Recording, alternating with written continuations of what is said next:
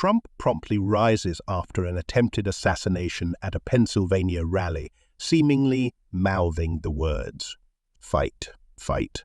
Undoubtedly, there is nothing positive about a dreadful act of political violence that resulted in the deaths of an innocent bystander and the shooter. Nevertheless, in terms of Trump's presidential campaign optics, as Trump informed the New York Post on Sunday, he remarked that numerous people consider it the most iconic photo they have ever seen, but he didn't die to achieve that iconic.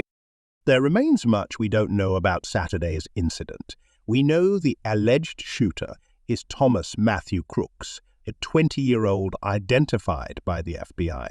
However, his motive remains unclear. Crooks was a registered Republican, yet records indicate he made a $15 donation to ActBlue, a political action committee supporting Democratic politicians, at age 17. Given the current information, it's challenging to categorize Crooks as an extreme left-winger. This ambiguity won't deter Republicans, who are already attributing blame to Joe Biden and the Democrats for the shooting. Once again, there's much we don't know, but one thing is certain. Trump's allies will exploit every possible ounce of political capital from the incident.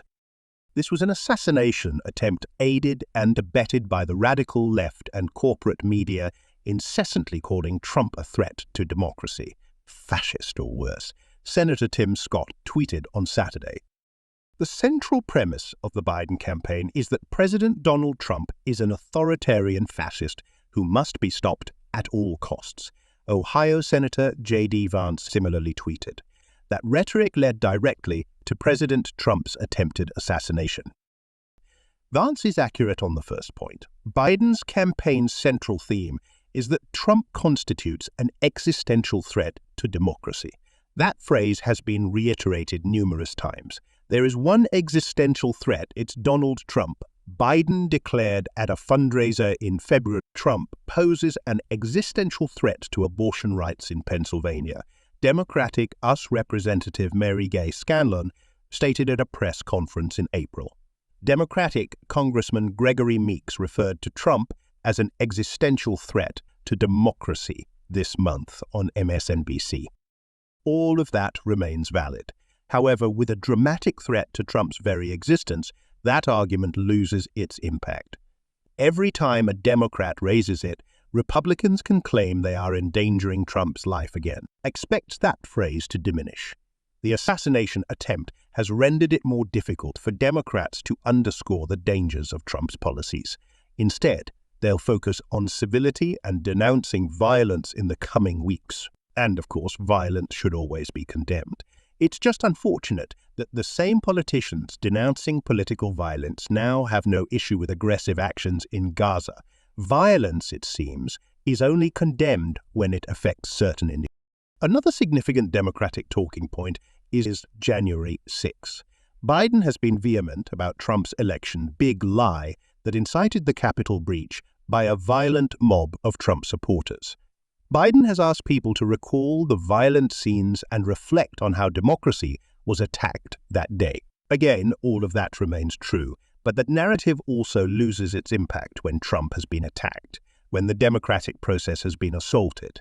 If January 6 is mentioned again, Republicans can simply point fingers at Democrats and accuse them of inciting violence on July 13. While the Democrats' key arguments have been weakened, Trump's portrayal of himself as a courageous martyr has been strengthened. From the inception of his political career, Trump has depicted himself as an outsider challenging the elites. He has repeatedly characterized his numerous legal battles as a politically motivated witch hunt. DC insiders and the deep state, he insists, are out to get him. He has claimed that his adversaries have attempted to imprison him. Now he can assert they've tried to kill him. Trump already has a cult-like following. After this close call, they will be even more devoted to their hero. All of this could not come at a worse time for Biden. His campaign is in complete disarray. Day after day, there have been headlines about the president being too frail and feeble for office. Biden already appeared weak compared to Trump, who is only 3 years younger than him. Now, the contrast has been dramatically heightened. Trump is the man who promptly rises after an assassination attempt. Biden is the man who stumbles up the stairs. If you're an undecided voter influenced by which candidate appears more presidential, your mind has likely been made up.